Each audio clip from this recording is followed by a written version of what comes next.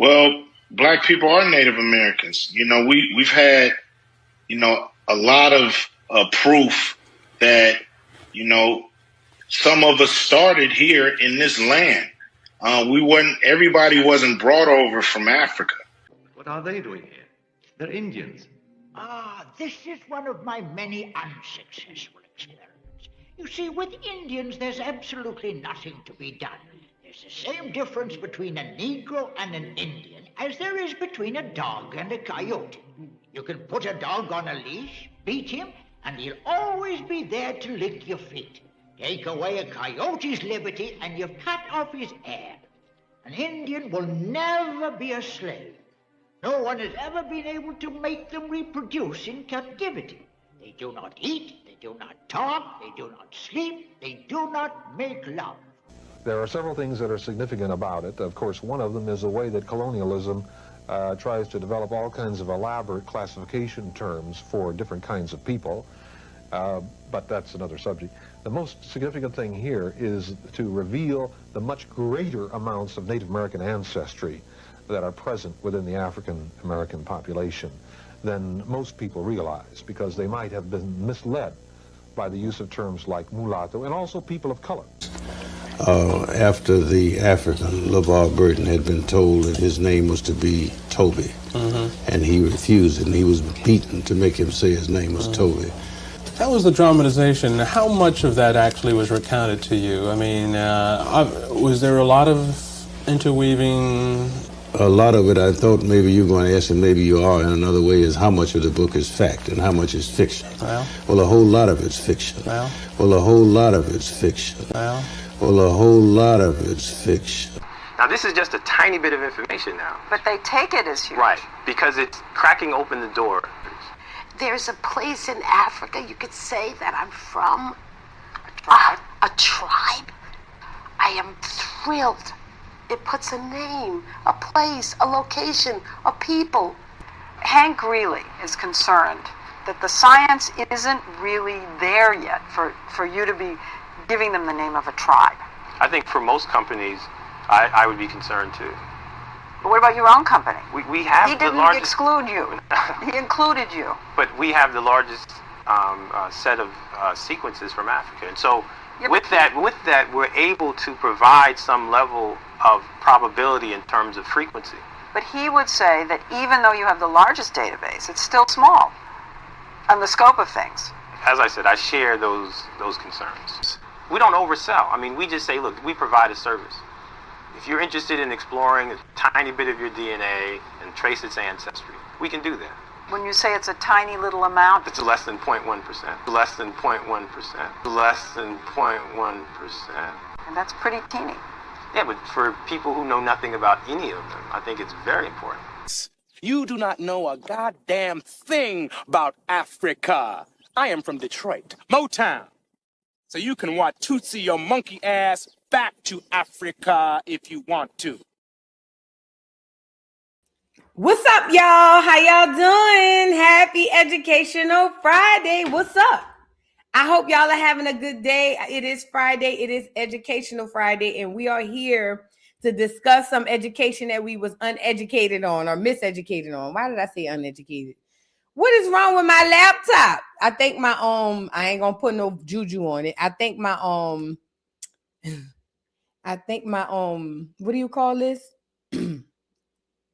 iPad might be trying to tell me something, but I'm not listening though. How y'all doing? How y'all doing? Come on and get the likes up on the video. Welcome to Educational Friday, where we learn or unlearn the lies that we were told back in the gap, and then we relearn them. That's all we doing. We do this every Friday. Some things we haven't heard about and we'll explore together. But for the most part, I'm sorry, y'all. I'm trying to get myself together. There you go. But for the most part, we're basically here to learn together. You know what I'm saying? And that's why we're here. So get the likes up on the video. Shout out to everybody in the building. And this week we are discussing the Cabbage Patch Kids, the orphan trains, and all of that that happened in the late 1800s and the early 1900s. Now, why is this important? I don't know why the Cabbage Patch Kids had popped up in my head again, and it brought me back to my childhood of having a Cabbage Patch Kid, right? And then it made me think about all these people that I'm seeing today, especially going through the awakening that I've gone through. And I'm starting to see people differently and starting to be able to understand what I'm looking at, not with these two eyes. In the midst of all of that, I started to realize that a lot of the clears here in America are Cabbage Patch Kids. Now, this is my theory coming up amongst my own self. I said, wait a minute. Now it makes sense why a lot of these clears, they lineage cut off around the early 1900s or around the late 1800s. Typically, when you speak to a clear, and I know most Black people don't do this, and you ask them about their family lineage, they don't have a long lineage. Not the ones who were here before this but this whole Cabbage Patch thing. They have the long lineage, but remember, it was only a small group of them. Remember, they wanted to delineate from the people that were coming in the late 1800s and also the early 1900s. But anyways, I'm started noticing that these clears don't have much of a history past a certain time. And then I started lining up the Cabbage Patch Kids, or at least the theory of the Cabbage Patch Kids was basically cloning. It was basically a whole farm where they were cloning babies and then shipping them out all across the world. One of the major parts or port places they shipped them to was where? New York, Ellis Island, New York. Yes. They dropped a whole bunch of churn off, a whole bunch of babies and orphans off to New York and just left them there. Then they had the orphan train inside of America that went and picked up all of these doggone babies and distributed them out all across the Americas. And that's what we're going to discuss. But it's lining up with the Cabbage Patch Kids craze, because I remember in the 80s when it came out. I'm born in 83, but I do remember getting my first Cabbage Patch Kid. And I do remember it came with the birth certificate, and it was given the whole thing of when you get one, it's like you had your own baby, except you didn't carry it. It came in an actual Cabbage Patch. And when you got it, you opened it up and your baby was in there. And you know what I'm saying? And it had a birth certificate in there. It was the whole bit. It was the whole bit. So I was like, as a kid, I was intrigued because I've always been grown. I came out the womb grown. I wasn't a child when I was a child. I thought watching cartoons and things were childish. I wasn't a child. But at any rate, when I got the Cabbage Patch Kid, I really felt like I was grown. But now looking back as an adult, knowing what I know, having the awakening and the enlightenment that I'm having and getting the downloads that I'm having, those people, and not just the clears, but there's a large group of people all across America that were a part of that cloning. These are all new people. These are all people when you go about your day-to-day, even if it's online or in person, you'll notice when you go across certain people, they don't have a long lineage or history of a lineage. And I'm not saying that everybody has a documented history the way that we do, because we do have a documented history more than others. However, they typically get real fuzzy around the same time. And I'm telling you, it's because my theory, it is because they are a part of those clones. And we're going to get into it. It don't just include the clears in America. It's clears all over the world. I believe it is also a lot of the Hispanics peoples. I believe it is a lot of the Africans, in particular the Nigerians for a fact. If not the Nigerians, for sure, at least some of them, one of them later people on the Western coast, you know, maybe some other places, you know what I'm saying? But I believe that these people, even some of them Asians, matter of fact, can I be real? And this is no racism or nothing like that. I'm just telling you what my theory is. My theory is the Asian population, they was the biggest baby boomer situation, because it's just, we'll leave it there. But anyways, we'll get into that today. That's why we're here. So y'all come on in, get the likes up on the video. Let's get into it. Now, before we get into the whole history of the trains and all that stuff, I want to get y'all kind of more familiar, or refamiliarize y'all with the Cabbage Patch Kids. Y'all remember the Cabbage Patch Kids? Hold on. So the Cabbage Patch Kids, let me pull them up. Okay, here we go. Let me share my screen so y'all can see it. Y'all get the likes up on the video. Everybody in their mom knew about the Cabbage Patch Kids. Everybody and their mama knew about the Cabbage Patch Kids because everybody had one in the 80s. As a matter of fact, it started this craze situation that happened, and it was damn near a riot behind the damn baby dolls. Y'all like the video. Let's talk about it. It says they're not dolls. Hold on. Girl, what is going on? Sorry, I pressed it too hard. That's what she said. All right. It says they're not dolls, they're babies. How the Cabbage Patch Kids caused a near riot in the 1980s.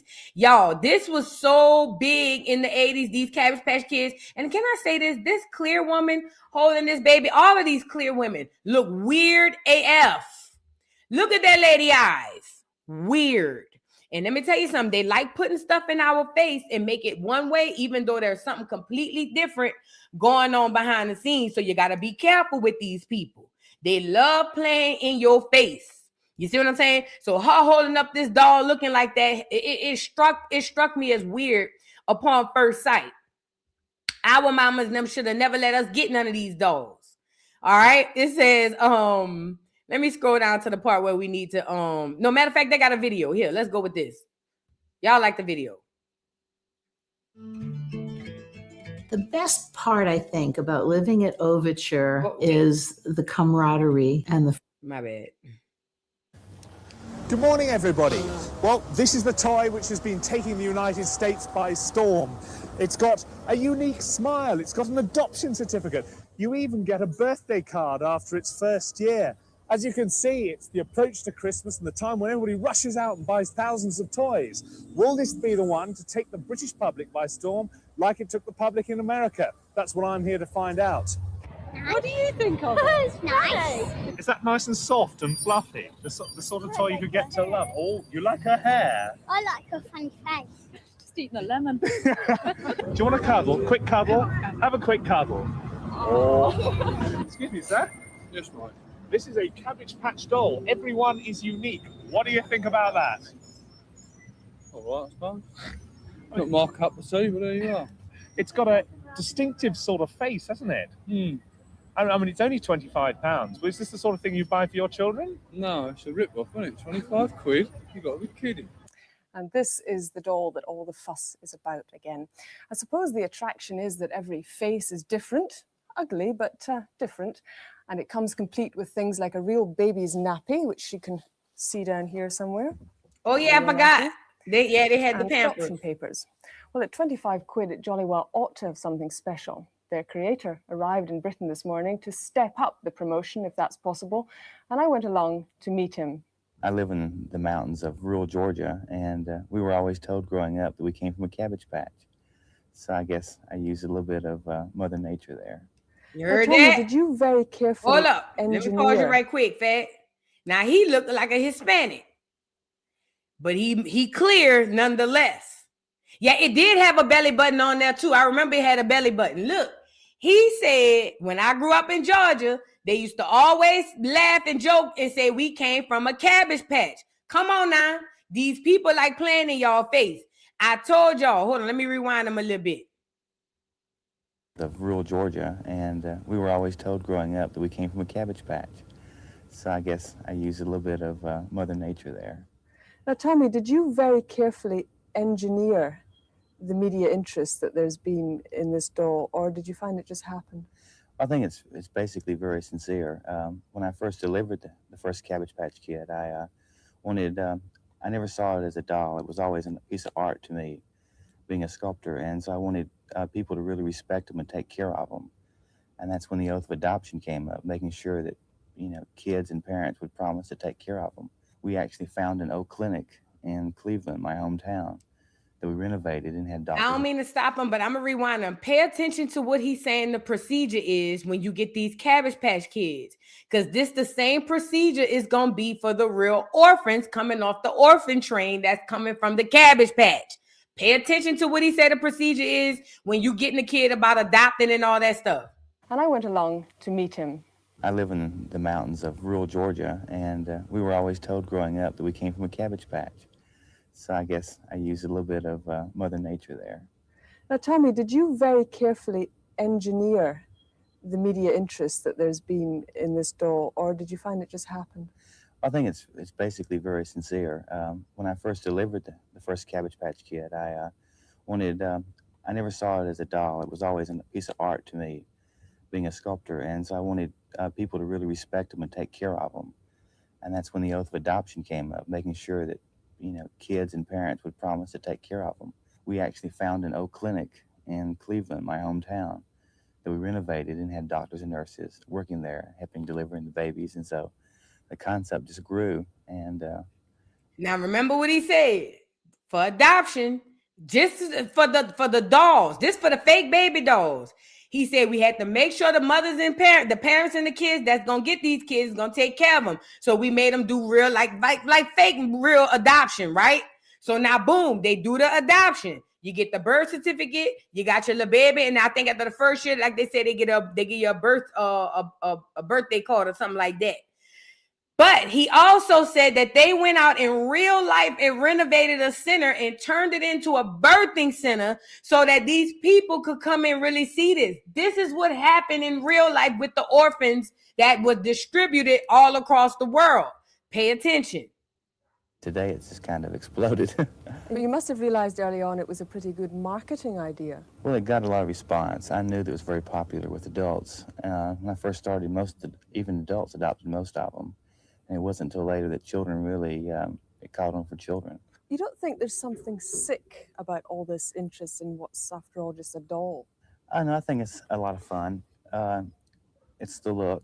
They really, they're not perfect. And I think they're more like humans. They're not perfect. They're not beautiful. They need love and attention. And I don't see anything wrong with that. But some people are taking it almost unhealthily seriously, surely. No, I don't think so. Most people are having a wonderful time making fun of everybody else, making them think they're sick. I don't think there's no harm in pretending, as long as you know where reality lies. How many have you sold altogether, do you know? Well, this year we'll be adopting out over 2.5 million Cabbage Patch Kids. And you tell me honestly that you don't think of this purely as a business venture. I created I see them as art and very original, and I think I care a lot about that, I think. You must be a pretty rich man by now. Basically pretty happy, I think. Can you say how much you've made from the dolls? A lot of greens. So there you go. All right, you see the man? He said a lot of telling things. And let me say this. Somebody in the chat said they didn't fill out their birth certificate. Guess who did? Duck, goose me. I told you I came out the womb thinking I was grown. Girl, I couldn't wait to fill out my birth certificate and send it in. Now, if my mama actually mailed it off, I would have to ask her. But I know who did. Name my child and everything. I don't remember what I gave the baby name was, but girl, please. I was grown. You couldn't tell me nothing, girl. And the baby come with a birth certificate. Girl, please hand me the pencil and the pen. Girl, I was signing my life away, girl, behind that Cabbage Patch. Sure did. I ain't gonna lie. I feel mine out. I don't know if my mama mailed it off. I think she did. I want to say she did. Because I can remember getting the birth certificate back in the mail. I swear to God. I swear to God. But anyways, yeah, I did. I feel mine's out. I did do that. Anyways, so no.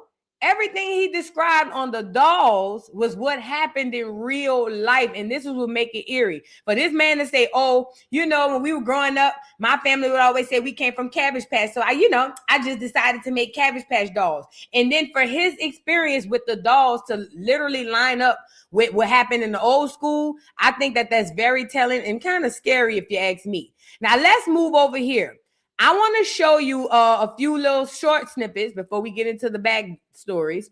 I want to show y'all a few short snippets about these kids that were happening in the late 1800s, mid to late 1800s, and to the early to mid 1900s. There was a whole booming population of babies. I'm talking about babies that the theory is they came off of actual Cabbage Patches, which were cloning forms, okay? Which was literal cloning farms. Hold on, because they said it lost connection to the sound. So it was literal cloning farms. And with these cloning farms, the theory is, because I'm gonna call it a theory, but we know theories lie with some truth. But the theory is that these cloning farms produced a whole bunch of babies that they were to distribute all across the world, not just America. These babies were distributed to Europe. These babies were distributed to North America, South America, and other places as well. Now, what is all going on in the late 1800s between, I want to say, the 1850s and the 1930s? I'm just giving you a ballpark figure. A whole bunch is going on. We got the Great Reset. We got the I feel like I'm about to say we got San Antonio. No. We got the Great Reset. We got what's that? I want to say civil wars, a whole bunch of stuff. What else is happening around that time? The Great Depression, all types of stuff is happening. So in the midst of that, allegedly, the theory and the conspiracy theory says that during this time, there were farms that were basically used for breeding babies. And these babies were just bred, put on trains or on whatever kind of automobiles they were on and just shipped out to the world. Okay.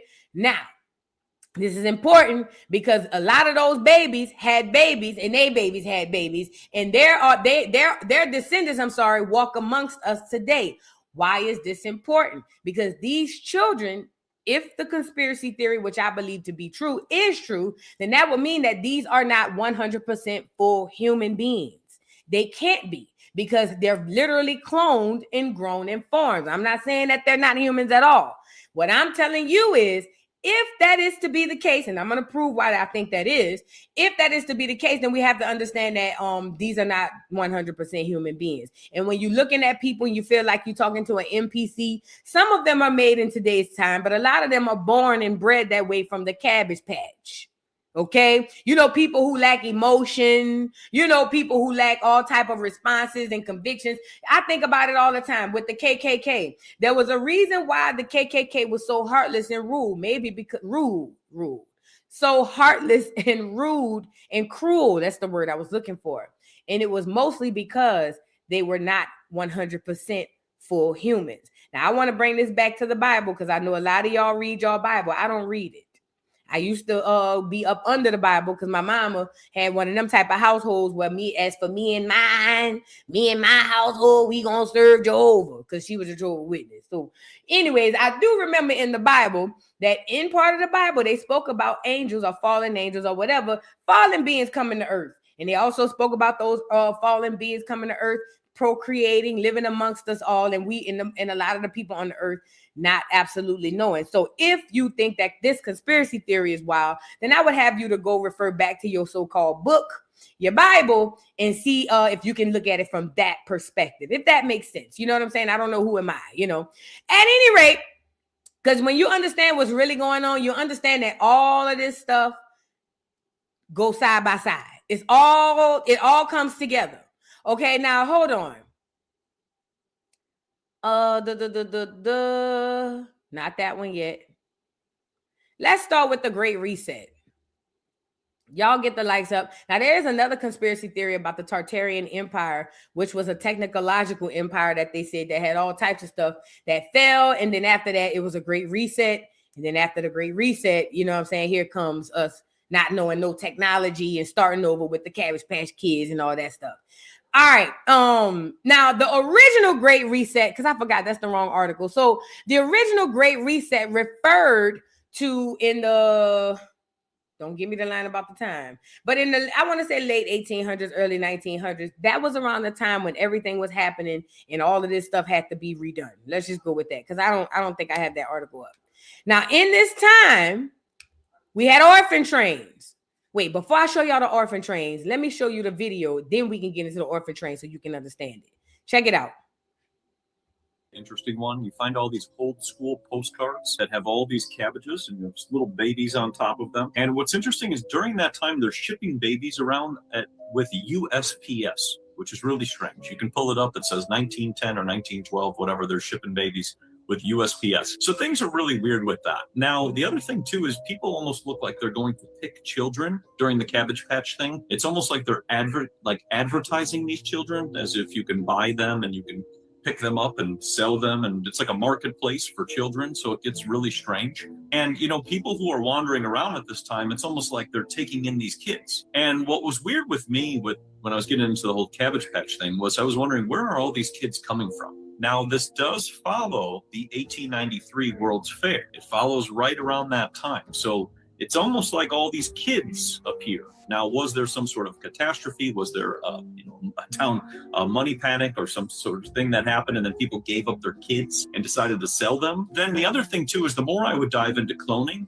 the harder it would be to find anything of actual clones. So when I was going through all of this and seeing this, the only thing I could find is they talked about using like a serum. Cabbage Patch Kids one is a very interesting one. And I want to kind of piggyback off of something he said when he talked about the World's Fair, and we're going to touch on that a bit too. So at the World's Fair in the 1800s, there was a segment where they had incubators. There was this clear man who decided that he created incubators, and what they did was have premature babies, and they lined these babies up in these incubators, and people at the fair paid pennies on the dollar to go walk by and see these premature babies. But I'm telling you what the download I'm getting is the reason why people were okay with going to pick up these babies is the same reason why they got weird ass people today that walk around with fake baby dolls like they weird, like they real. I believe that the people during this time knew that these were not real babies. They knew they weren't 100% real babies. They knew that these were type of clone babies, and only people who were interested in these babies were probably the people who crazy like that. But the average person probably did not want one of these children. That's probably why they would pay to go see them at the fair, because it's like watching an animal or something. Now, once they started dropping these children off in cities and leaving them, they had to grow up homeless, and then it was what it was, because I think originally they thought a bunch of humans were going to come and adopt them. That's what I believe. All right, guys, came across something weird. So tell me why in the early 1900s they were literally putting premature babies in glass boxes at fairs and at carnivals and charging people to come see them. They even called it the incubator baby show. You pay a few cents, walk through a carnival tent, and see rows of newborns hooked to machines. Sounds like a horror movie, but this really happened. So this guy, Stéphane Tarnier, he saw some chicken eggs in an incubator in Paris, and he decided the same thing would work for babies. So he invents the first ever human incubator. Apparently his design had some flaws. It would overheat, it wasn't sterile, it wasn't stable, etc. So this man comes along, Alexandre Léon, who makes some improvements to Tarnier's design, and he actually ends up running the first baby incubator exhibits in Paris, France. There's an advertisement.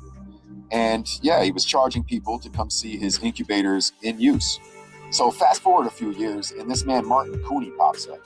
He says he studied medicine in Germany, but there were literally no records or any evidence of any kind that he did so. As a matter of fact, he changed his name to Cooney. So anyway, he came over and just kind of Americanized the hustle. So Cooney's first exhibit is believed to have been at Omaha in 1898 at the exposition there. There were rows of glass boxes of premature babies. Tickets were sold, and you'd be allowed to walk through and look at them. Hospitals didn't have incubators yet, but a man at a carnival did. Pretty weird.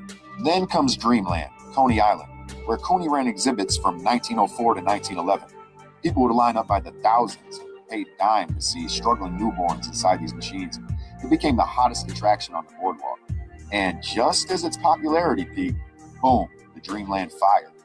Opening day, 1911. Supposedly a worker spilled hot tar on a ride called Hell's Gate, convenient, and the whole park burns down. Everything was damaged. Most of the structures were gone. Everything was, except for the babies somehow. Take a look at these pictures I dug up. Boy, that tar sure created some fire, huh? And here's where it gets even sketchier. The incubator craze phases out, just disappears after that. No more exhibits, no more records. Meanwhile, the orphan train movement kicks into high gear, where over 200,000 kids were shipped across the country, most with no traceable paperwork. You saw that? You saw how at one moment they had babies, premature babies in incubators at the fair. Then all of a sudden, the fair burned down. No more fair. Now all of a sudden, they got buku orphan kids. Now, when we get into these orphan kids, Wikipedia with their lying ass and they all over Google want you to believe that there was just a bunch of parents because of the Great Depression who couldn't afford their kids. They just left their kids.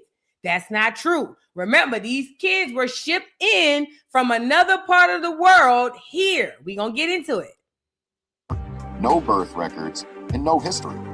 So you've got one massive system of unrecorded infants, and another moving unrecorded children.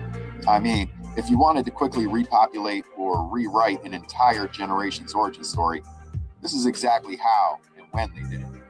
Official history calls this charity, but between Cooney's fake credentials, missing archives from Omaha, Chicago, Coney Island, the fires, you start seeing a pattern. When the spotlight got too big, the evidence disappeared.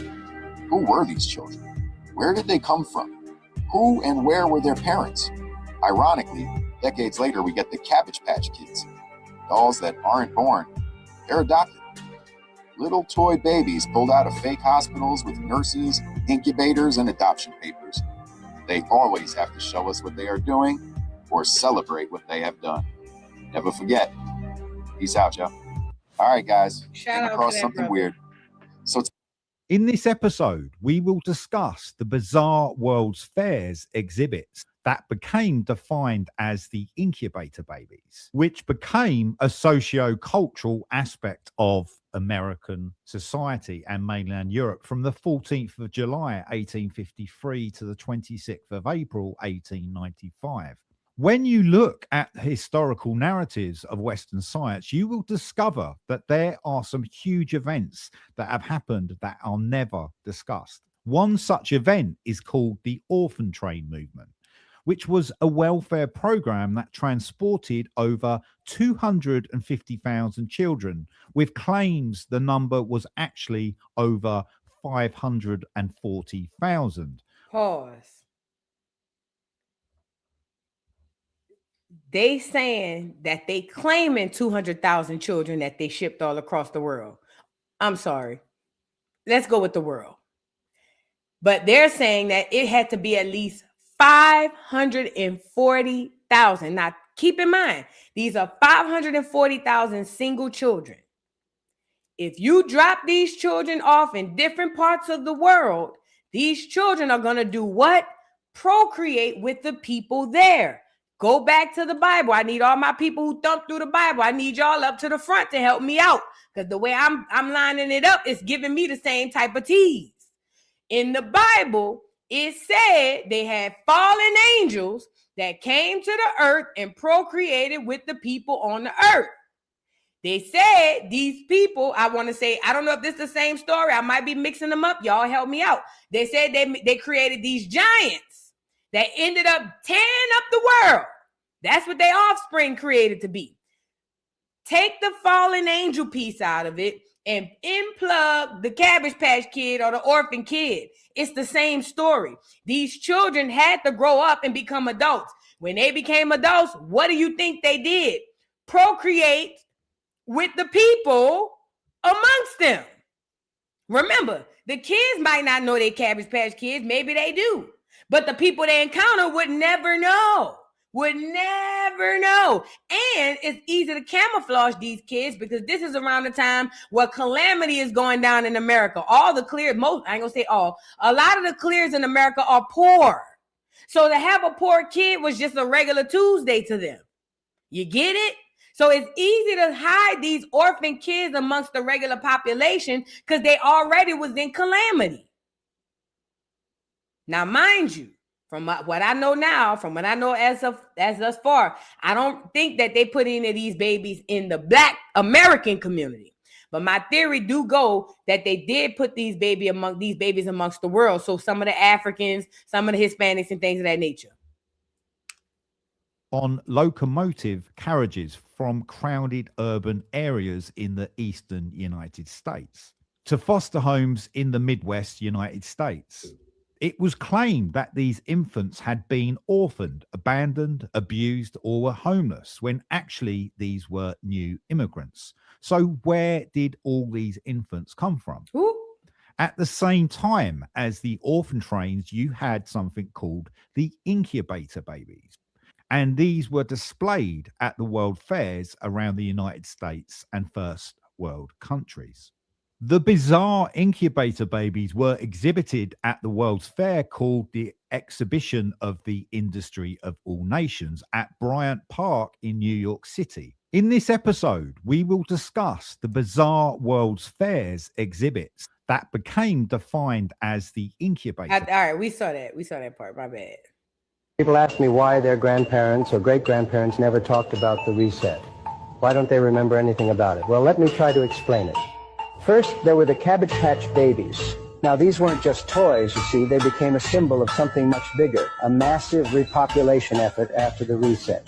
These babies, they weren't born the usual way. They were produced almost mechanically in large numbers and distributed through a cold, efficient system. Strange, isn't it? Brings to mind ideas like cloning, doesn't it? And maybe that's why today you see so many folks who just seem to go with the flow. No questions, no thinking. Did you know they say nearly half the population doesn't even have an internal monologue?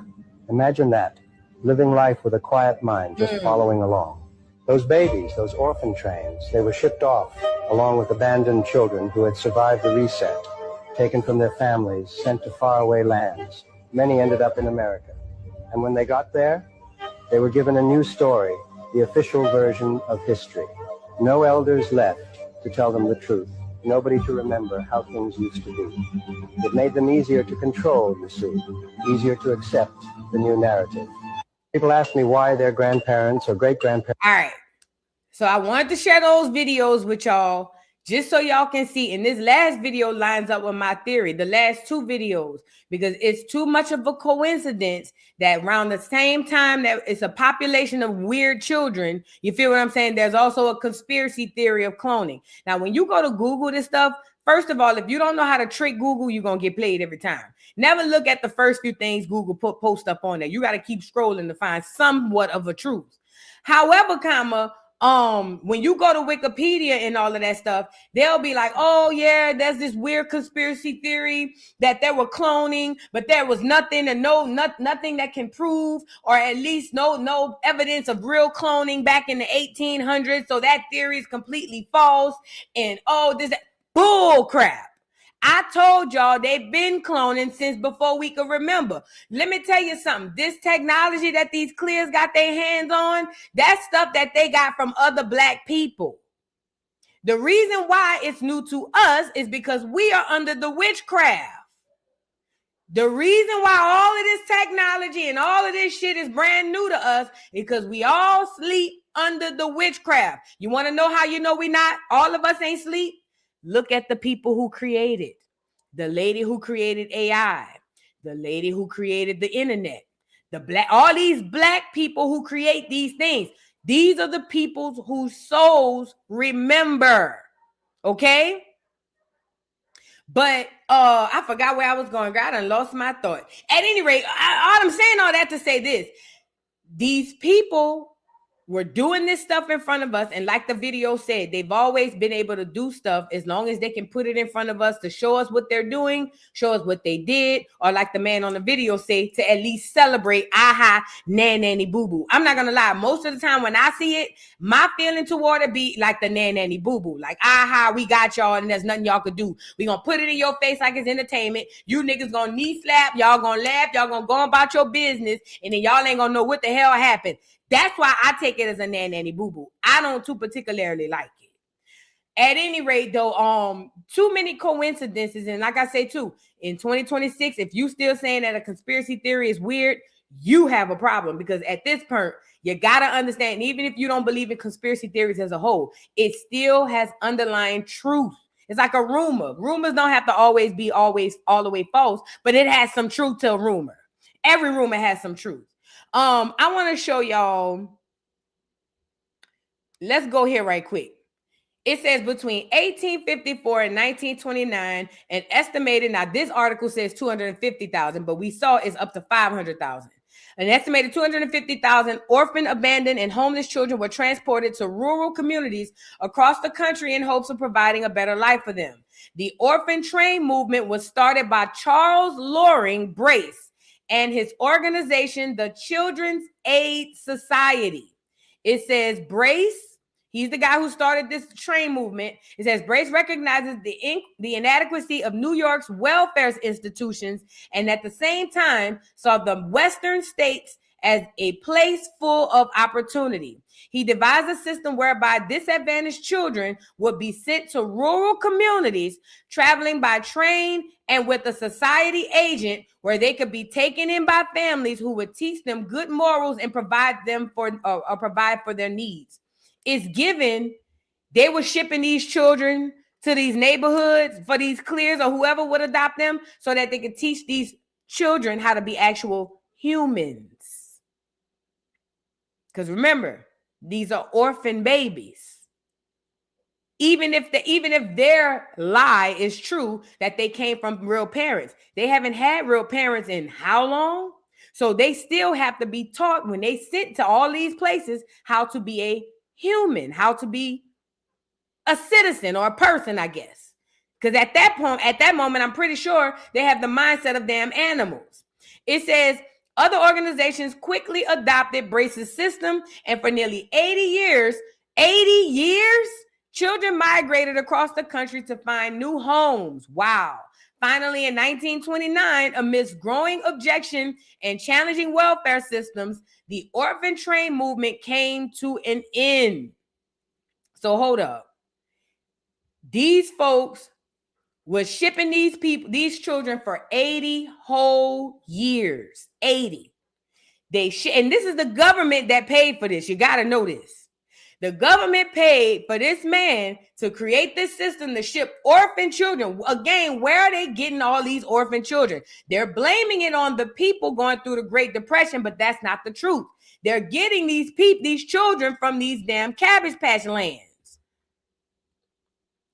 Let me see over here. It says the orphan movement was the largest mass migration of children in the United States history. Between 1854 and 1929, an estimated, look at this one, say 150 to 250,000 children were relocated from the overcrowded streets of eastern cities like New York and Boston to smaller cities, towns, and rural communities throughout the Midwest and Southern United States. Remember, I told y'all as well, in the South, in this time, it was predominantly black. There were very few clears in the South in the late 1800s and even the early 1900s. It was predominantly black.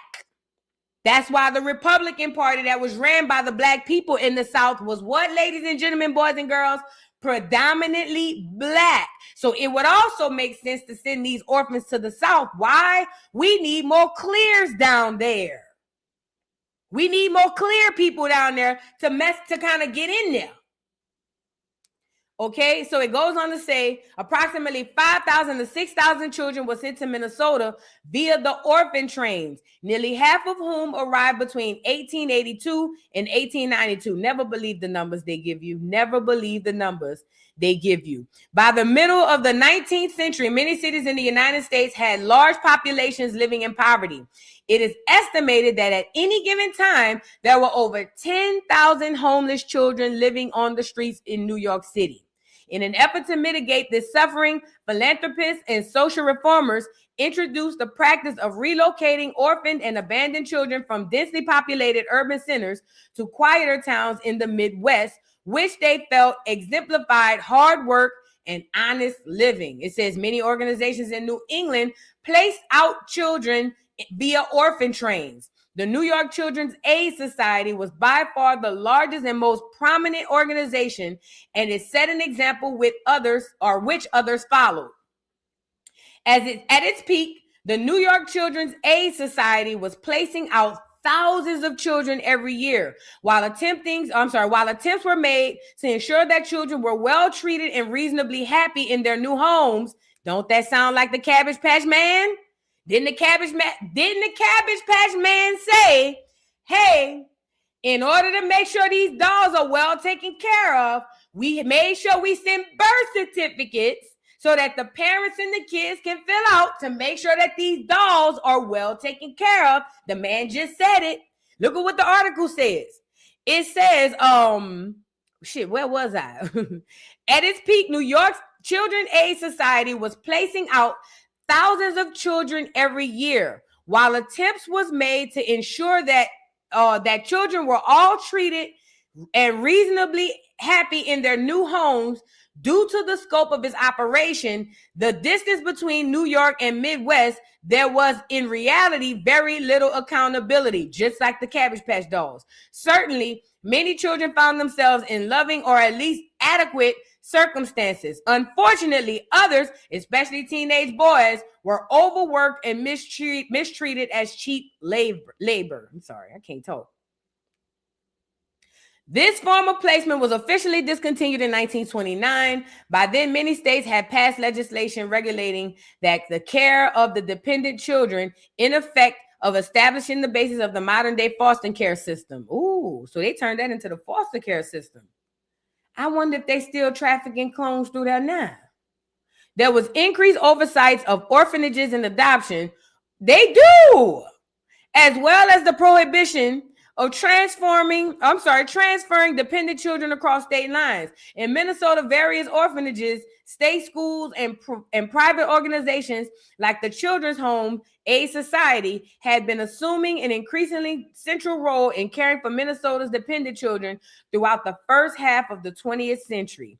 The term orphan train is somewhat misleading insofar as most of the children who rode trains to new homes were not orphans in the traditional sense. Many children had at least one parent still living. Some had run away from abusive homes and ended up in charitable asylums, and others had been abandoned by their families for any number of reasons, including illegitimacy or poverty. They lying down. Oh yeah, they lying down. Girl, I believe they still trafficking children through them orphans. Remember, child trafficking is huge in America. OMG. I just got a doggone download. Y'all remember, put a 3 in the chat. Y'all remember Orlando Brown? He did an interview. If you don't remember, I'll tell you. So Orlando Brown did an interview one time, and he was talking about Jeffrey Epstein, and they were talking about the Epstein files and all that stuff. And Orlando Brown said something to the effect, you're going to make me go get it. He said Epstein found a way to create these things, these beings. He said they're really adults, but they children, and he perfected it so well that all of the celebrities be coming over there to get it. Let me go find it. Ancestors guide me to get this video. I swear to God, he said it. And if that's it, if the Epstein shit that Orlando Brown said was true, then it leans more toward this shit here we talking about. Hold on. Orlando Brown. He said it. He said Epstein found a way to perfect it where he turned these beings. He said these beings are, hold on, let's see if this is it. Of celebrities and bodies getting screwed. Hold on, my ancestors don't play about me. First of all, can I say that? Can I start by saying my ancestors don't play about me? Thank you, ancestors. I didn't want to start there. Let's go back. My bad. You have a private little beach full of celebrities and bodies getting screwed, and nobody cares because they're supposed to be dead. And this has been a major market that he tried to blame on Oprah Winfrey. The thing is, the panda, all that stuff is so real. You want to go get my shaba until your eyes pop out, go ahead. I mean, that's up to you. But, I just think that, people just need to realize what they're looking at when they're watching the television. Everything is right in front of you. The revolution was televised, and don't nobody give it. So you have a private little beach full of celebrities and bodies getting screwed, and nobody cares because they're supposed to be dead. And this has... He said, so you have a private beach full of celebrities in children's bodies, and they're supposed to be getting screwed, but nobody cares. Now, that's deeper than I was bargaining for. Has been a major market that he tried to blame on Oprah Winfrey. The thing is, the panda, all that stuff is so real. You want to go get my shaba until your eyes pop out, go ahead. I mean, that's up to you.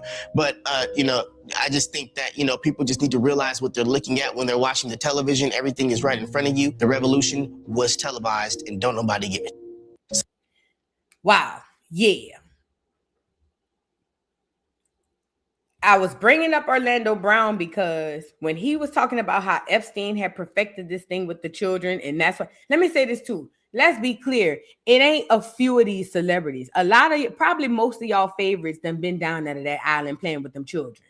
And y'all got to get used to that idea. You got to get used to the idea that your favorite, I'm talking about the one you never thought would have done it, more than likely was around there playing with that shit, bro.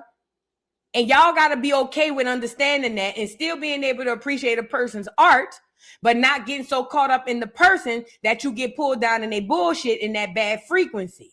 Because that's the problem. We done went from appreciating the art to we start to damn near running behind the people. And that's a huge problem. We can't do that, bro. The people in the art are separate. They are. If you can't separate them, that's a problem. But anyways, it will make sense that all them celebrities done went past round now. They know secrets that the rest of us don't know. Like Orlando Brown said, the revolution was televised. It's just nobody don't give a shit because they putting it right in front of our face. It's crazy. Hold on. Let me read a couple of these super chats before we move on. Y'all get the likes up on the video. Bryn Lee. You know I ain't forgot about you, Bryn Lee. If you the same Bryn Lee who was talking about working at that Publix, I ain't forgot about you, Bryn Lee, with them Publix, with the nigga Publix. Hey, Bryn Lee, thank you so much for the super chat. I appreciate you, boo. Will, OMG, shout out to my boo, Will, pulling up as usual, making it rain. Thank you, beautiful. I make it rain. I make it rain. I make it rain on them hoes. I make it rain. I make it rain on them hoes. Thank you, Will. Thank you, Will, for the super chat. Says, happy Educational Friday. I love you, boo, and Acorn. Make sure y'all like the video. And yes, thank you, boo. I love you more. And y'all make sure y'all like the video. It is Educational Friday. I mean, why not? Okay, it ain't like y'all got much going on. Like the video, honey. Blackfoot Prince, thank you so much for becoming a new member. Welcome, welcome, welcome. Shout out to y'all. Shout out to y'all. And TD, always as usual, coming in, making it rain. Thank you, TD. I make it rain. I make it rain. I make it rain on them hoes. I make it rain. I make it rain on them hoes. Thank you so much, TD. She says, happy Educational Friday. Vu, thank you. No, thank you, TD. Thank you. And thank everybody in the chat. But no, seriously, thank you, TD, for all your unwavering support. One thing about it, two things for sure. I know you're going to pull up, pull over, and pop out. And even if you never pull up, pull over, and pop out again for me with this money, you done enough. TD, if I ain't never tell you for real, I appreciate you. I really do appreciate all your support. From the moment you came on this channel, you've been taking good care of me. And I appreciate you. I just want you to know that from the bottom of my heart. You know what I'm saying? So thank you so much, TD, for everything you do. Diva Kika, thank you so much for the super chat. Says, I live in Minnesota. We have a park and a highway tunnel named Charles Loring. Woo! That man you mentioned in the article. There you go. There you go. Now, all this time, you ain't even know that's what the man. The Charles Loring man is the man who created the trains to orphan these children or send these children all around the world. And now you know what his name by. You know what else too? I noticed that too. All around America, it's so much shit that be named by random clears. We don't even know what it's about.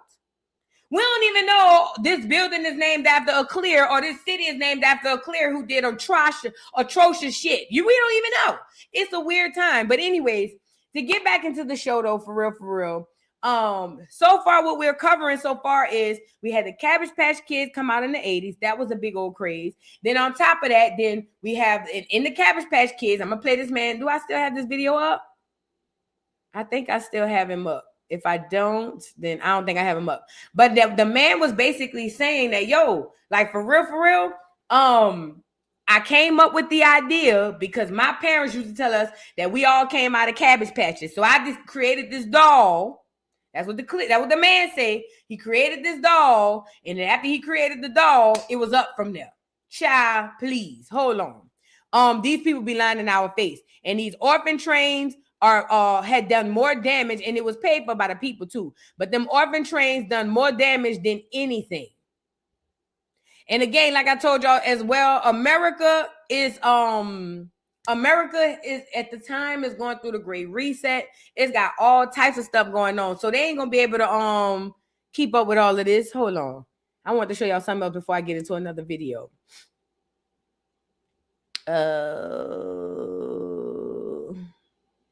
Yeah, come here with it.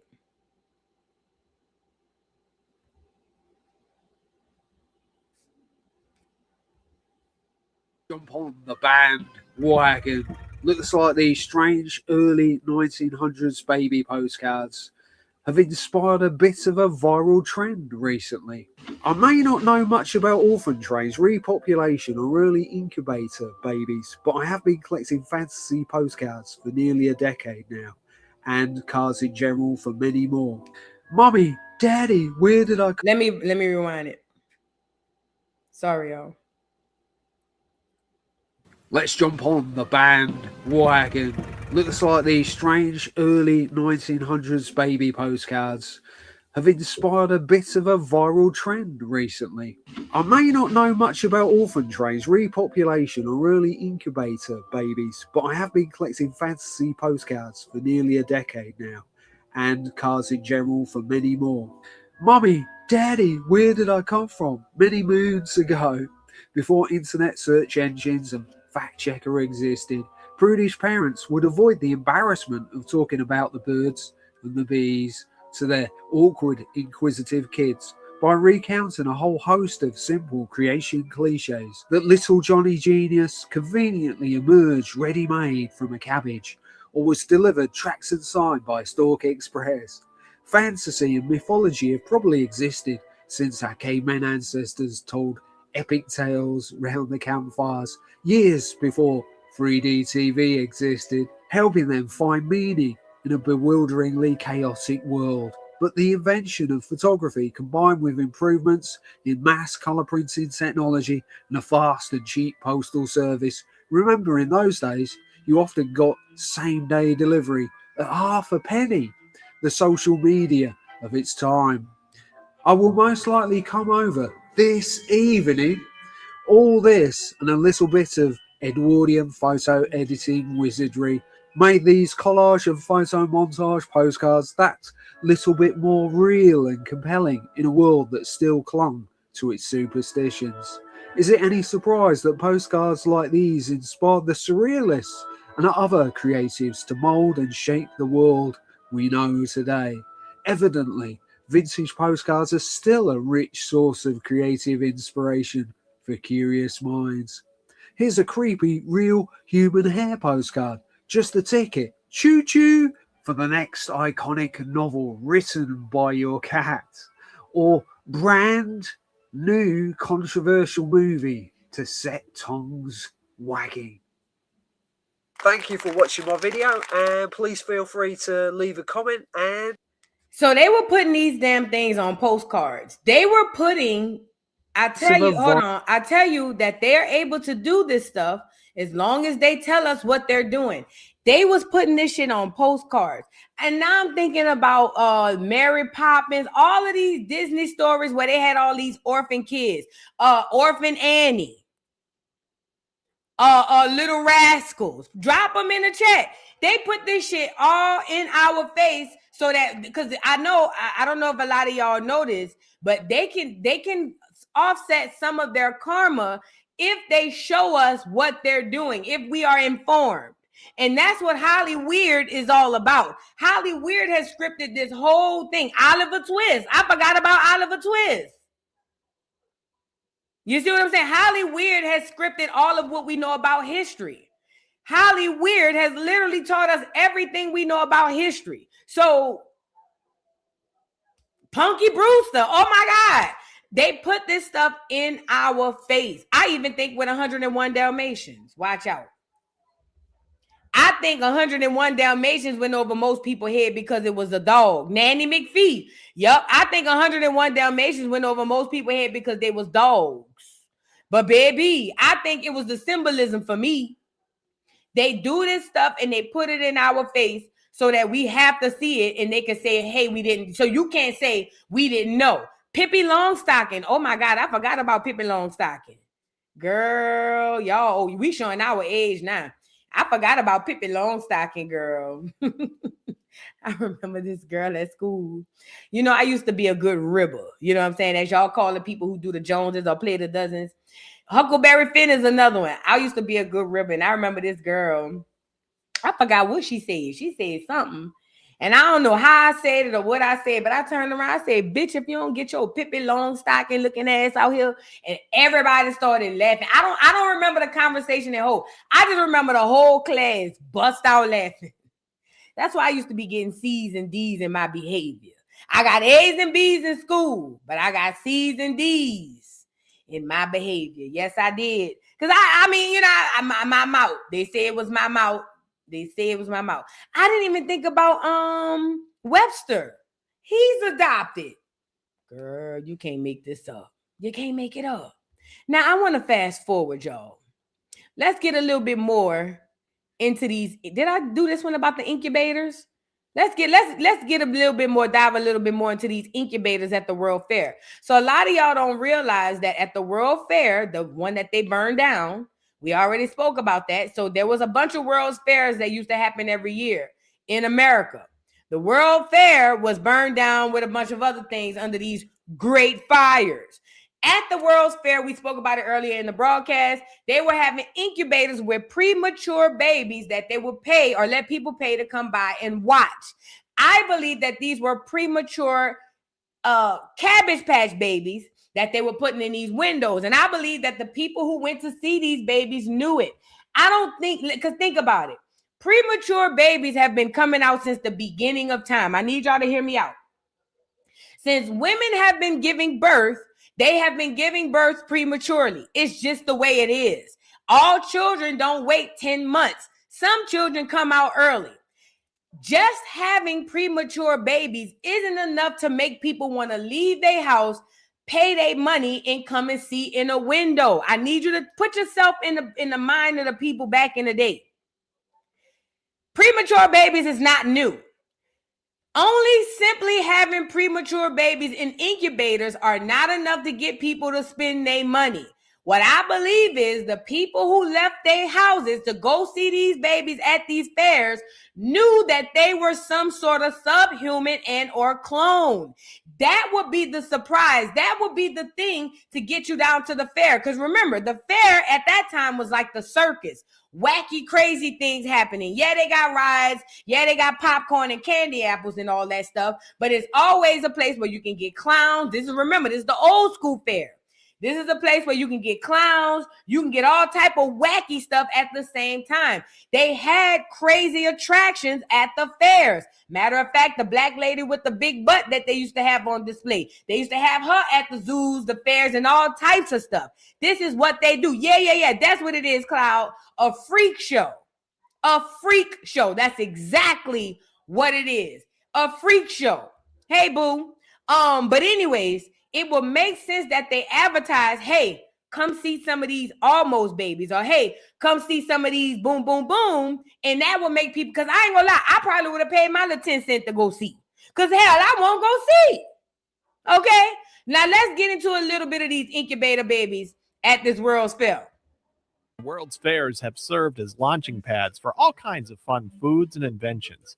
And we've already talked about the history of the X-ray and World's Fairs, but today we're going to focus on another medical marvel. But this one was conceived as a sideshow. The 1933 Century of Progress Centennial Exposition, more commonly known as the 1933 Chicago World's Fair, had the motto, "Science finds, industry applies, man adapts." Well, that was certainly fitting for one of the most unusual exhibits at the fair. Living babies in incubators. That's how the sign put it, rather bluntly, at the 1933 Chicago World's Fair. Unlike X-rays demonstrated at the 1904 fair, these incubators weren't being hailed as a medical breakthrough, at least not initially. Instead, they were part of a somewhat seedy sideshow carnival-esque part of the fair. I gotta say this because I'm getting this download. They were not displaying the incubators. They were displaying the babies. Remember, incubators were a thing. They are telling us today that the big deal was the baby too, but for the most part, it was the incubator curating the baby. No. They were not displaying the incubator more than they were displaying the babies. It was the babies them people came to see. Them people, yeah, it was cool that they had the incubator there, but they was there to see them babies. Cooney, the man behind the exhibit, showcased. Hell, you can look at the way the man pointing at the picture. Look. Come on now.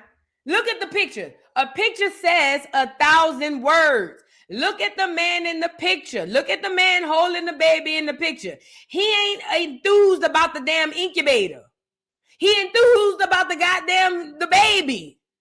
I'm telling you, I believe the theory was the people who came to see these babies knew they wasn't real babies. Ish. I mean, they real, but they knew there was something different. I think that's what it was. Exhibit. And you don't see no niggas going to see these babies. You notice that, huh? You know, niggas don't play around with all of this. You don't see no niggas in line to go see these babies. We don't play with all of that. We don't do all that. Placing premature babies behind glass was nothing new. He'd started his infantorium at Coney Island 30 years earlier. And while his exhibits had traveled to various fairs and shows, it was the 1933 World's Fair that gave Cooney his widest exposure, with hundreds of thousands of people paying the 25-cent entry fee to see the babies. The babies were displayed in clean, sterile environments with several nurses attending them. Funded by the admission fee, Cooney didn't charge parents of the babies for treatment. After the fair ended, Chicago became the first city in the United States to announce policies around premature baby care. And less than 20 years later, incubators were common in hospitals across the nation, saving the lives of thousands of babies. We just had time to touch on the life of Martin Cooney and his incubators, but if you'd like to learn more, I'd highly suggest this book. It's called The Strange Case of Dr. Cooney: How a Mysterious European Showman Saved Thousands of Babies. We have Amazon and bookshop links below if you want to check it out. There were a lot of new and unusual sights to be seen at the 1933 fair, but the public glimpse of the incubator had to rank near the top. If you liked this video, please subscribe to learn about the inventions, foods, and more that came. Man, y'all not gonna make me believe they were so shocked at the incubators. And I get it. I can see it. People saying, well, they were shocked that the incubators were able to keep the babies. You don't think they have no incubators at the hospitals? Only thing I'm asking y'all is to use your common sense. Like, I'll give you an example. Right now, it is common to have a push start button on your car. Right now, it is common to be able to push a button and start your vehicle. If right now they had a World's Fair and they put another vehicle out with a push button start, why would we care to go see it? What would be so special about this new car with the push button? We all got push buttons. The only thing that would make us want to get up out of our beds to go to some fair or anything to go see this car is it's something we have never seen before in our entire life. Something we have never even thought of. That's the only thing to make people say, you know what? Let me put my shoes and my hat on and go down here and see what the hell going on. They was not going down here to see no damn incubators. They had incubators in the hospitals. They had incubators already dealing with animals and stuff. They didn't need to see the incubators. As a matter of fact, if the incubators were so great, they would have had the show at the hospital, not the fair. I'm telling you, the attraction was the premature baby, not because they was premature, but because they wasn't real. Something different. Yeah, it's something unusual about them. That's what it was. There was something unusual about them. That's what people, that's what drives people to fairs.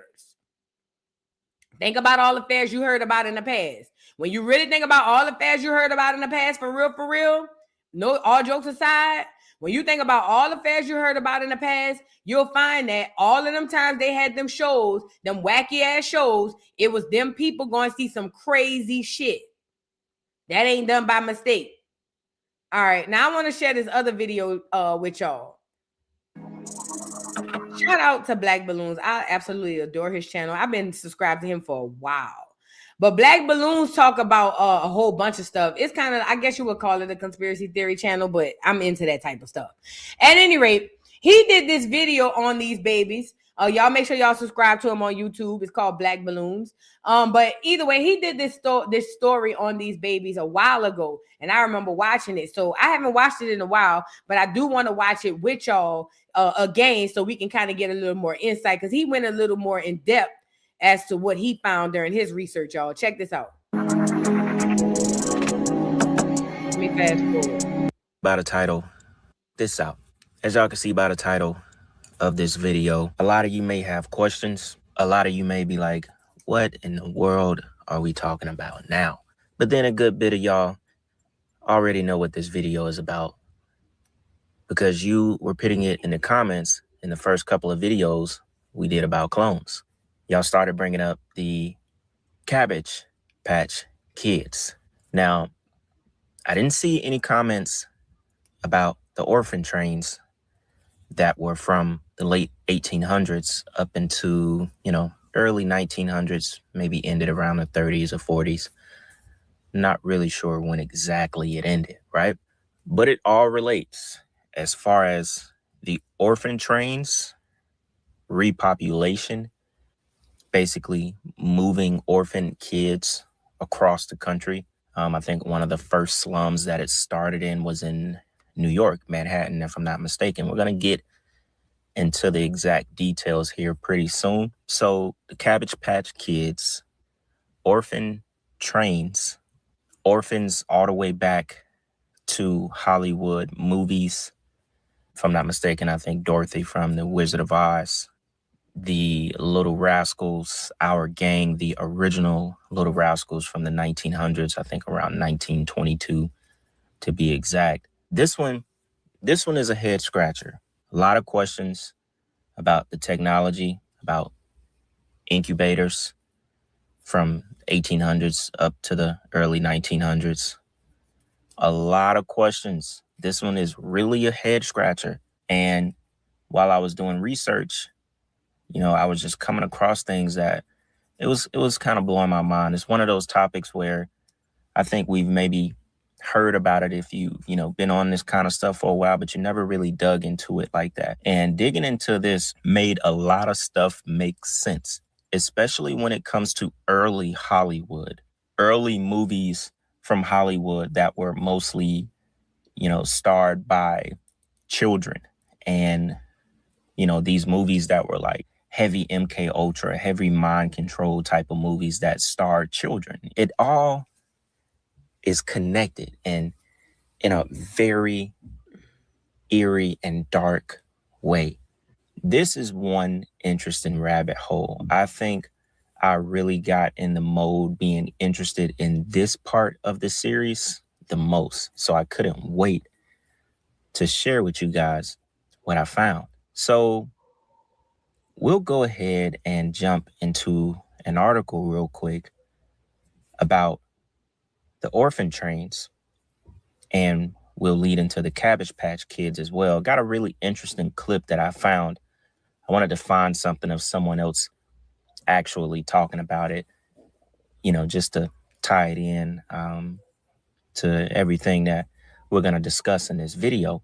But first, let's get into this article real quick and give us a background, right? So it says, in the late 19th and early 20th centuries, a bizarre and unsettling theme emerged across Europe and North America: babies in cabbage patches. Not dolls, not nursery rhymes, actual depictions of babies being harvested from cabbages. These images weren't isolated. They appeared everywhere, on vintage postcards and early silent films, in nursery art, and even in common folklore. It was as if someone wanted people to believe that babies weren't born. They were found. For centuries. I want to pause just to give context, because I don't want it to seem like I'm just playing this video. But look, these photos right here were postcards. They were sent all over. Remember, the enemy can do what they want to do as long as they show us and tell us first, or at least while they're doing it. So they was sending out all of this depiction and all of this stuff. And in the real time, in real world, there's real orphan babies being shipped and pushed all over the Western world. And keep this in mind. Keep it in mind that these people are trying to overpopulate these Western worlds with all of these new people. That's what they doing. So when they putting this stuff on the video and on the postcards and stuff, it is to show you, hey, this is what we doing. You can believe it or not. Parents have told children whimsical tales about where babies come from: storks, fairies, cabbages. But this particular imagery of babies being plucked from fields of cabbages was disturbingly persistent. Thousands of vintage postcards from the 1800s and early 1900s show babies growing in cabbage patches, waiting to be picked. Silent films often portrayed women harvesting babies as if they were crops. Illustrated nursery books depicted babies appearing in cabbages rather than being born in the traditional sense. This wasn't just a children's bedtime story, it was everywhere. And strangely enough, many people born in this era had no record of their Oh, somebody said that's why they believed in storks. They didn't give birth to their babies. Now I be damned. I used to think the Clears was pushing out all them babies back in the day. Them bitches wasn't having all them churn. They was adopting all them kids.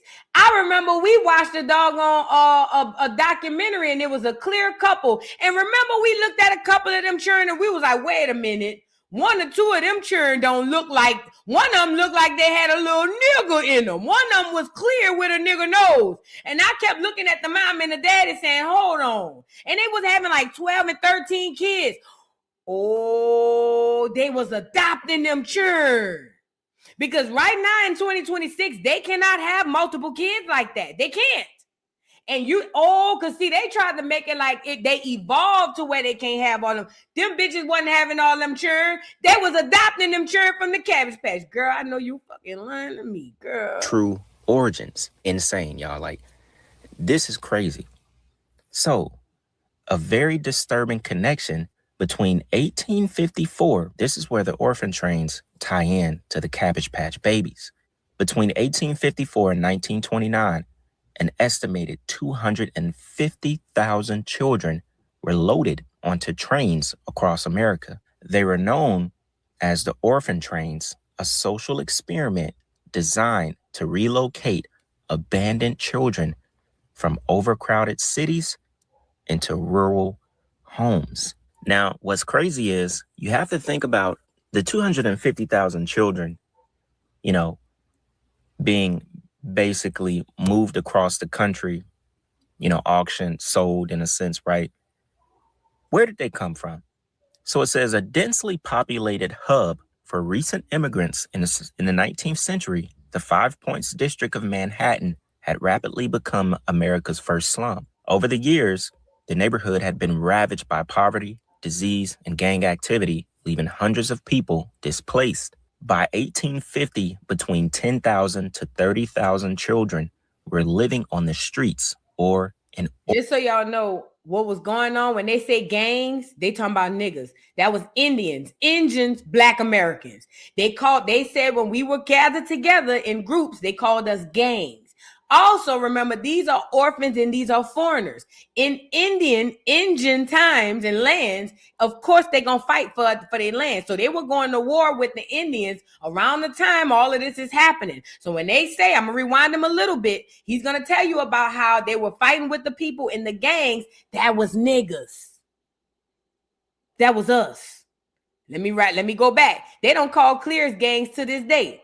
Hold on. 10,000 to 30,000 children were living on the streets or in orphanages. To combat this homelessness crisis, Brace founded the Children's Aid Society in 1853. The organization began by offering young boys Bible study classes, academic instruction, and organized meals. However, Brace had not accounted for the overwhelming number of boys in need of housing. Before long, the shelter was overrun. So Charles Loring Brace was the founder of the orphan train movement. This is him. So basically, this guy thought of a plan to, get all of these kids who were looking for food and shelter, and that it would be better for them to be outside of New York City, somewhere where they could be used or put on farms as workers. Yeah. But the thing is, they came from a slum where disease and poverty and gang. Pause. He said they put him. He was sending them out to work, to be put on farms as workers. Sound like the immigrants. Remember, they taking us off the farms because we own the lands. We're owning the lands. So you got the KKK running us off the land. We going through our own battle. Around the same time, they sending out all these clears. They're making it seem like this guy Charles was helping these orphan kids out. No. They created these babies to do exactly what they did: be poor workers. These babies grew up to join the KKK. They grew up to be in politics. That's why you go, you see some of them clears back in the day. You be like, they dumb as a box of rocks. Yay! Some of them were slave masters. It just depended. That's all what they did. They sit them down there to stop us. In the game, we were they called us gangs whenever we got together in groups, because whenever we got together in groups, we came out whipping ass. So they would always tell us that we were gangs. And all of this stuff started to take over. But where did those 10 to 30,000 kids come from? So you got to ask, did the original kids who started this movement, who were first sold across America, basically, where were their parents? Now, it's on record that some of them had parents. Some of their parents were in the hospital. Some of their parents were just, wherever. I don't know. Some of them had siblings. But there's a lot of them even undocumented. So where did they come from? There's no way that there's just 30,000 kids on the street. They just don't have parents, not a grandmother, nothing. They just come to a shelter and then they get shipped across the country to farms and people who want to buy them and, touch them and see what their teeth look like. Oh, yeah, we'll take that one. We'll take that one. Babies were actually being mailed. They were putting babies in the mail, y'all. In the mail. There was a time in America where you could mail a baby and he'd go where you were sending him. Mailing the babies. But my question before we continue is, where did those original kids even come from that were coming out of the slums of New York City?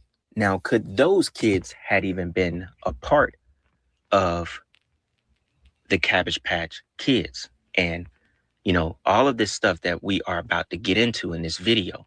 So the thing is, y'all, it says many of these children had no birth records.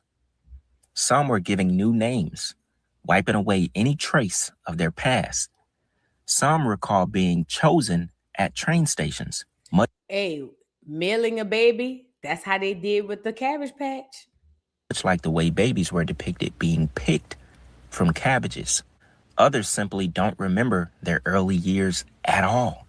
Think about that. That answers some of the questions that I was just saying.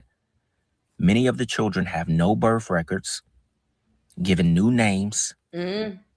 Some of them don't even remember their early years at all, as if they were just grown from, one stage of life and, put in the incubator, and now they were 6 years old. Remember. And let me say this too. The reason why they're doing this is for population. Remember, they came to America, or the Americas, and it is heavily populated with melanated, copper color, aka black people. They need to make them look as many or as big as us. Not only do they need to look superior, they need to actually have the numbers to pull off everything that they need. These people do not procreate at large rates. They do not have large batches of children. But you know who do? Guess who do have large batches of children? The copper color melanated black people who were already here. I can tell you now, my grandmother had 16 children from her own body. So in order to combat numbers wise, we need to procreate or populate just as much, if not close to them. They can't physically do it because physically their bodies don't create that many babies. So what's the next best thing? Cabbage Patch, clones, create the babies, ship them out, have them adopt them. I'm almost positive these people got incentives for adopting these Cabbage Patch Kids as well. Because remember, they will tell you that the Clears back then was having 12 and 13 kids, but what they're not telling you is most of them kids was probably adopted from the Cabbage Patch. Okay? It's population. They have to look, and they have an agenda to pull off, and they need just as much, or at least to look like it's just as much of them that it is in us, than it is as us. And the thing is, that has never been. That has never been. It has been a mind trick in our own heads that we were the minority. We have never been the minority. I'm going to say it again. Even through all of the worst times of rape and pillaging, we have never been the minority on this here land. Nowhere. North America, South America, not even the Caribbean. They only simply told us we are the minority. And since we believe it, it is so. Does that make sense? Let me let them finish cooking. This one is a head scratcher. So it says, could the Cabbage Patch narrative have been a soft cover story? Something fed to the public to explain why so many children had no traceable origins? What if the real story of the orphan trains and the children who mysteriously appeared in a system was something far stranger? Many people whose families were a part of this era have unanswered questions about their ancestors. Where did all these orphans truly come from? Why were so many children separated from their real names and past? Were the orphan trains simply humanitarian aid, or was something else happening? Another question you got to ask yourself is, why did they build all of those asylums and strange, evil-looking buildings back in that time, 1800s to 1900s, where they were doing all of that MK Ultra work? Hint, hint, probably also cooking up babies, doing whatever they were doing. You have to ask yourself, where did all those buildings come from? Even today, official records are vague. We know the orphan trains existed. We know that thousands of children were relocated, but the details of who they were before and where they originally came from remain hazy, which is what I was saying. Those early 10 to 30,000 kids who were just orphans and on the street, where did they come from? As if they were like dropped off in New York City. They made so many of them. They reached their goal here. Boom. We just dropped off a bunch of kids out the incubator, figure it out. And then next thing you know, it's turned into the orphan train movement of over 200,000 kids. Kids who were artificially made, y'all. We're talking about a whole generation of kids, 200,000 plus. And these kids came to North America and then procreated with the people who were already here. This is why the white people who were under the KKK put out their whole narrative. Hey, just so you know, we not them, they not us. We are the Clears in the 1800s put out their first delineation movement. They delineate, they say, I don't give a damn who come off them boats. This is what the Clears said who was already here. The Clears put out newspaper articles for everybody to know. I don't give a damn who come off them boats. They not us and we not them. I'm telling you, the reason I know they did that was because they knew exactly what those people were. They know they weren't real people. That's why I believe them KKKs was like, they ain't us, we ain't them, we ain't got nothing to do with them. We delineating. And that number may be on the low end. You have to ask yourself, can they have babies? Can those artificial made babies, can those artificial kids have children? Yes. Are there people walking around that are product of those, Cabbage Patch babies? Yes. And they don't have, a soul. They don't have what we have.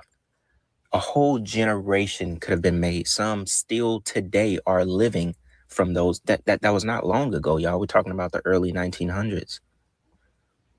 People today, are still a part. Those are still their ancestors. Like that lineage is still going on. So it says the Cabbage Patch symbolism may seem innocent, a fairy tale or a children's myth.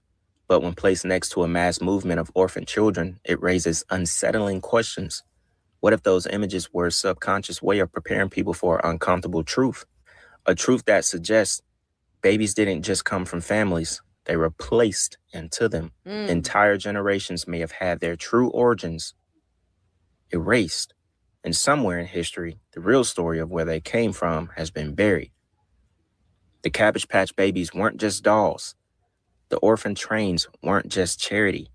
Somewhere in the past, something bigger happened, something that no one wants to talk about. And perhaps, just like those postcards from over a century ago, the truth is hidden in plain sight. I also got kids in Cabbage Patches. Does this have anything to do with the Cabbage Patch Kids? So where do babies come from? In the early 1900s, the most common answer given to children would simply be that the stork would bring the babies, or that they were found in a cabbage patch. But why would babies be found in cabbage patches? The legend of the Cabbage Patch Kids involves a young boy named Xavier who meets a mystical fairy bunny bee creature, so a hybrid or chimera, and he follows this bunny bee through a secret tunnel behind a waterfall.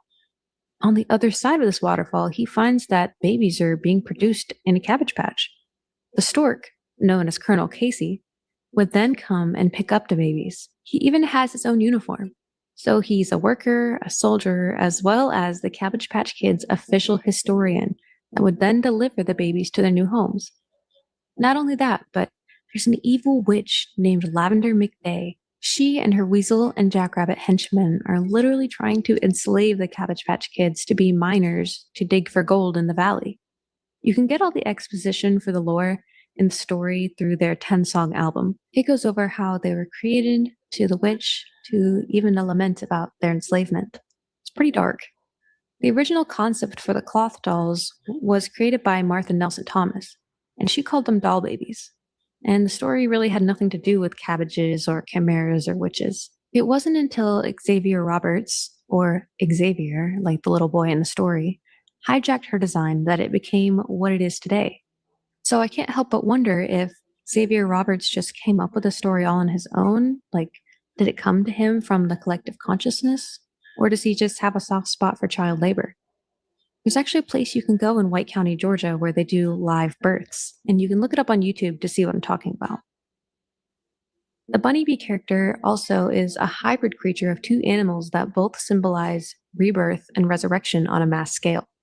As we know, rabbits reproduce in droves, and the bee symbolism makes me think of a hive, or a queen or source where all the offsprings originate from. It would seem that this is some sort of reference to babies being created in a lab on a mass scale. Why were there so many orphans? Most common answer will be, the baby boom. But this didn't happen until 1946. You know what? Hold on. Let me say what I got to say. Now it's just dawning on me because they're talking about the egg reference and the rabbit having a whole bunch of eggs at once or hatching a whole bunch of eggs at once. Hold on.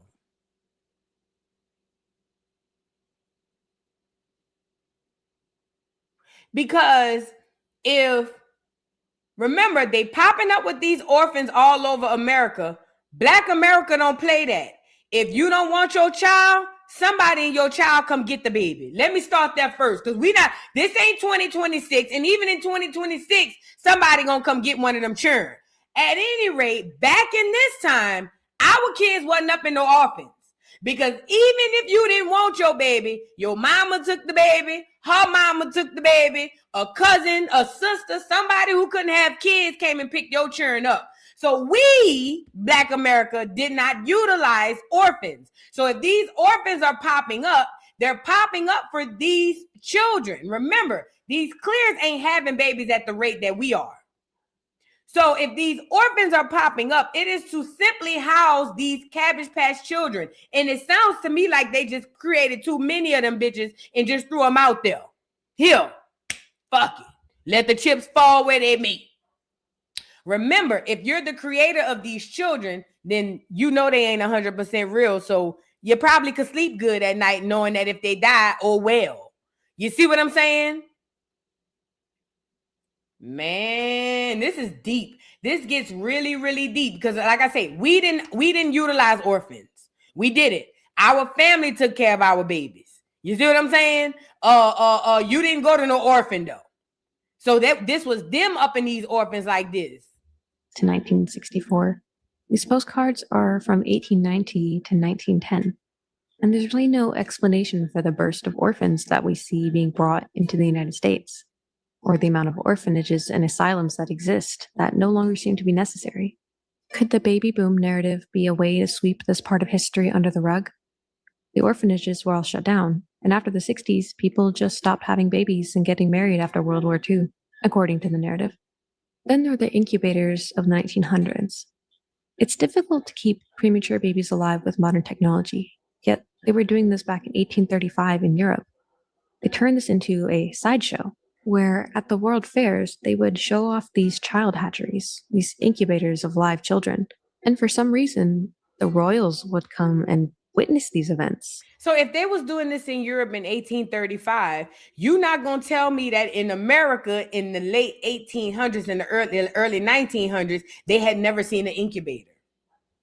Remember, Black America, you created the incubator. I'm going to say it again. Remember, Black America, the incubator was created by you, because everything that they have now was created by us.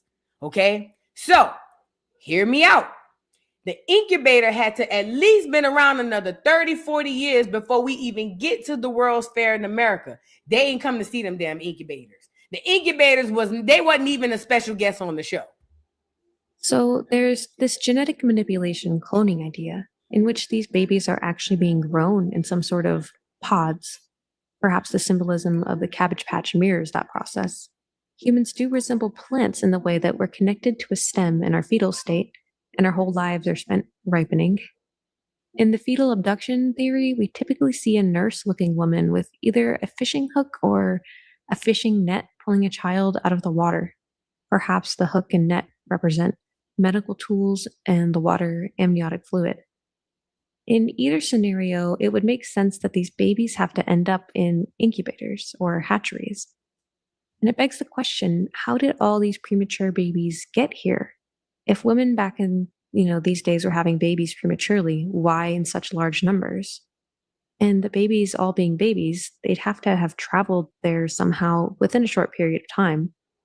What are the chances that so many premature babies were driven from wherever their mothers were to these incubators all in time? And why do they charge people to view them as if this was some sort of exhibition or sideshow and not a pressing matter of life and death? Now we've got kids inside a train. Orphan trains. Why so many orphans? Were these orphans taken from their families? Were they trained to instruct a new generation of genetically created babies? Or were they womb-napped babies?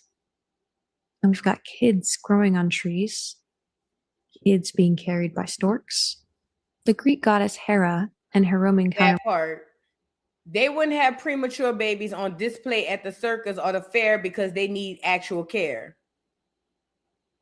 They would not put regular premature babies, real babies, on display at the fair because they could die. They don't want to kill real babies.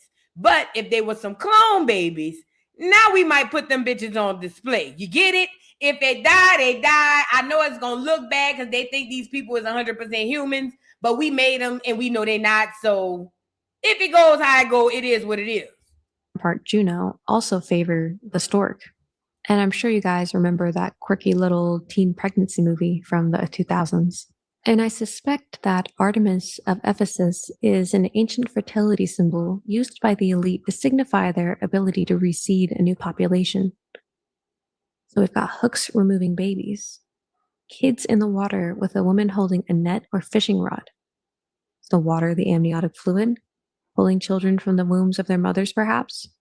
Could that be why there are so many premature babies? Or are they genetically manipulated? Cloning is not impossible.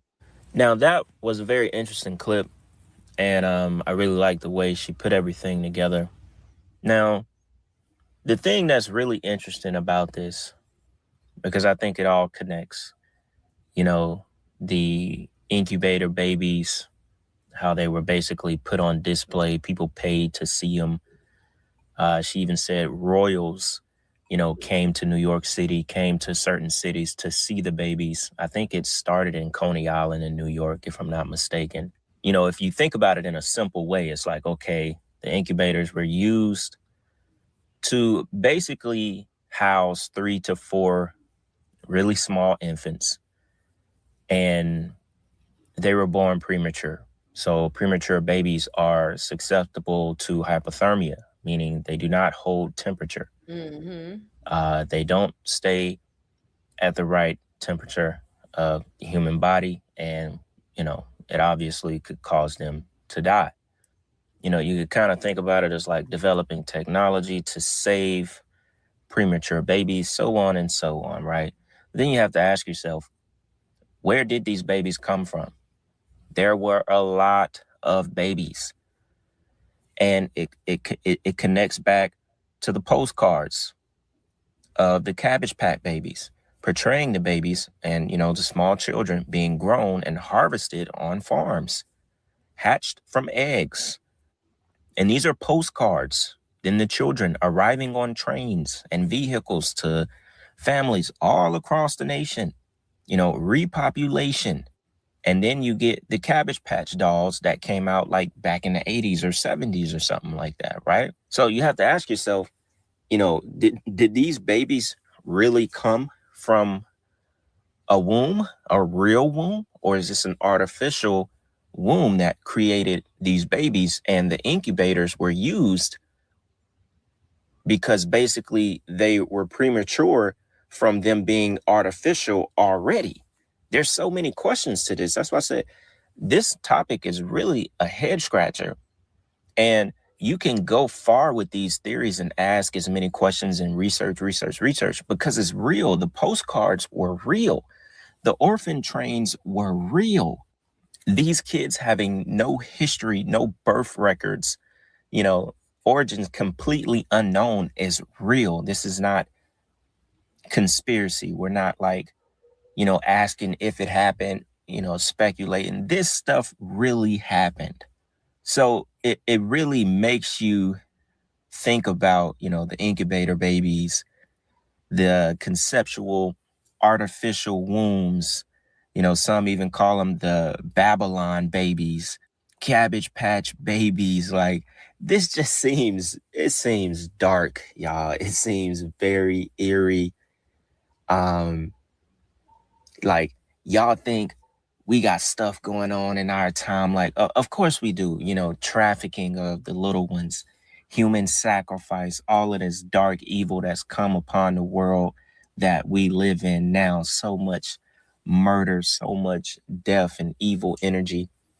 But, the stuff that was going on in the 1800s, early 19s, this stuff blows my mind as well, man. And you know what else too? You know what else it tells you?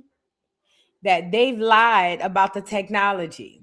Because if they were able to create and clone babies in the 1830s, remember, I told you the theory is it was a fall of the Tartarian Empire, which was a technological empire. Then there was a great reset.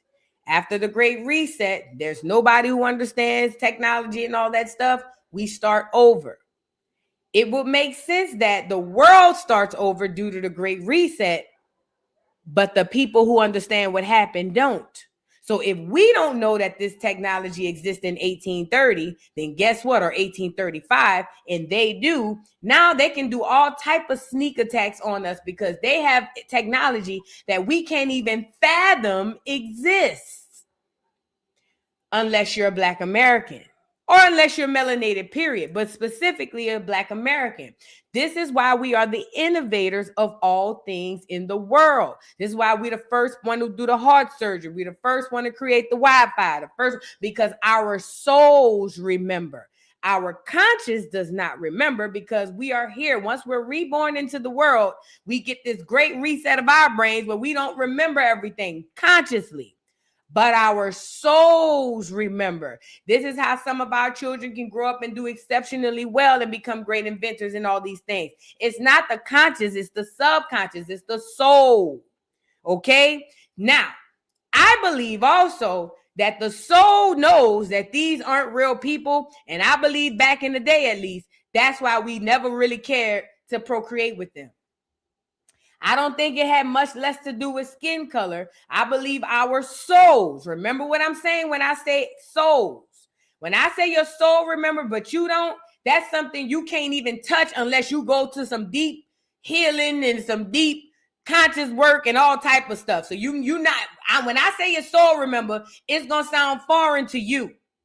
But it's no different from saying, I know you from somewhere. And somebody say, you don't know me. I know you from somewhere. And you be arguing down with the person. And the person be looking like, yeah, this bitch crazy.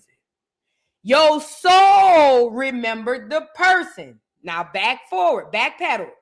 I believe that the reason why collectively we never procreated with them collectively is because our soul recognized these are not real people to our magnitude. Does that make sense?